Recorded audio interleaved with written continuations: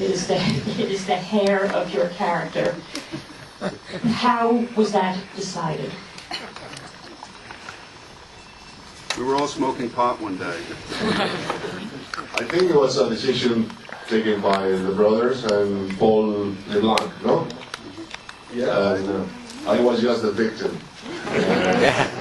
I just have to live with it for the next 3 months. So come in and say, this is my vision. No, I'm not that sick. Because what's striking also is that in the book there's no description. There is no, I mean, this is such a vivid aspect of his character, and if you look on the pages of the book, the pages are as quiet and as uninflected as you can imagine, so you can bring anything to it. Joel, were you going to say something? Please? Well, I was going to say, the idea for the hair for Javier's character was the result of a photograph that we saw of a man in, you know, Tommy, I think it might have been in that book that you told us to look at that Bill Whitworth did of Bordertown. Oh, yeah. Novels. Yeah, whorehouses. Yeah, whorehouse souvenir photos. It was a man sitting in a bar in a Bordertown whorehouse in 1979, and he had that haircut and very similar clothes to what Javier wore in the movie, and it was sort of patterned on that guy. Otherworldly. Mr. Jones, when you do various law enforcement characters that you have played, tell me what you brought particularly to this one. How did you envision him as distinct from any other lawman? I read Cormac's book quite a lot, and I read Joel and Ethan's screenplay quite a lot, and I thought that was the shortest road to originality that I could take. That's pretty short. And Joel and Ethan, then, are you very particular in giving character cues? The trouble when you have co-writer directors is that you have to decide all the time who's going to take the first answer. You mean on the set, talking to actors on the set? Yes. What, do you have a very clear idea in your mind, or once once Javier is on the job, it's up to you to decide how you want to do it? I don't think any of the actors would say we talk to them much. I mean, in terms of doing business, we kind of, inflicted the hair on Javier and suited everybody up. And there isn't a lot of, we kind of trust the actors. There's not a lot of, no. The short answer is no. It's kind of, for better or worse, it's the actor's interpretation. Kelly, you are we're flanking this row as women. You're one of the few women in this very masculine, film about men and men's madness. Tell me about working with this crew. I got quite a good job because I got to work with everybody. I had great scenes with Tommy, with Josh, and with Javier.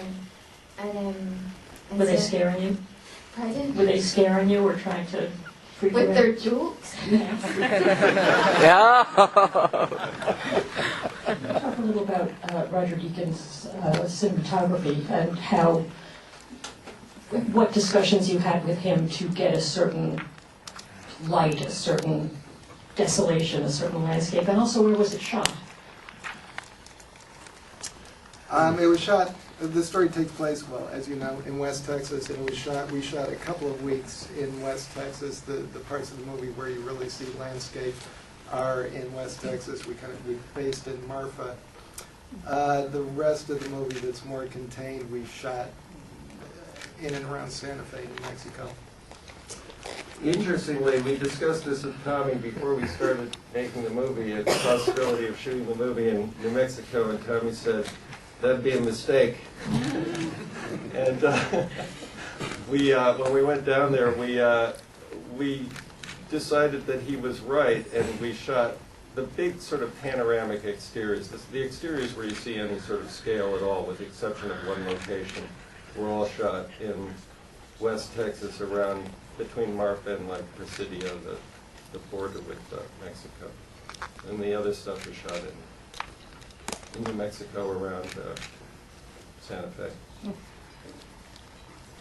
Yes. In addition to the transition from, the page to the screen, there's also a lot of references to your previous films. And there's a lot of, specifically like Raising Arizona and Fargo in particular. I mean, what kind of influence or I guess references do you take from previous films, and are you cognizant of that at all? Repeating yourself or kind of reviving those references? And so the question is, what references from your previous films are you taking when you make this, and are you conscious of doing so? No, we're not conscious of it. I mean, to the extent that we are, we try to avoid it. It's not something we try to do. I don't know what they. I don't know.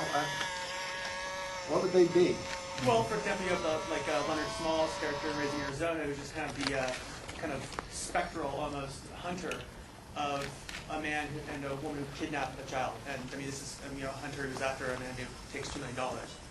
And you've got a law keeper in Fargo. He's a law keeper here, both philosophical characters. And you can continue, I guess.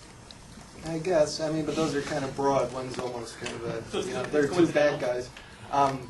Actually, the similarity to Fargo did kind of occur to us. Not that it was a good or a bad thing, in as much as it is kind of a broad thing. It didn't really bother us. The fact that there's a kind of a lawman who shows up halfway into the movie, a third of the way into the movie, it kind of struck us that just in kind of narrative sense it was similar. But that's the only thing that comes to mind that struck us as being reminiscent of our own movies. I mean, and it is all, to the extent that it is reminiscent, it is by accident, since obviously it's Cormac's story. It didn't originate with us. Josh, I wanted to ask you what was the key that you worked with to unlocking your character? Silence.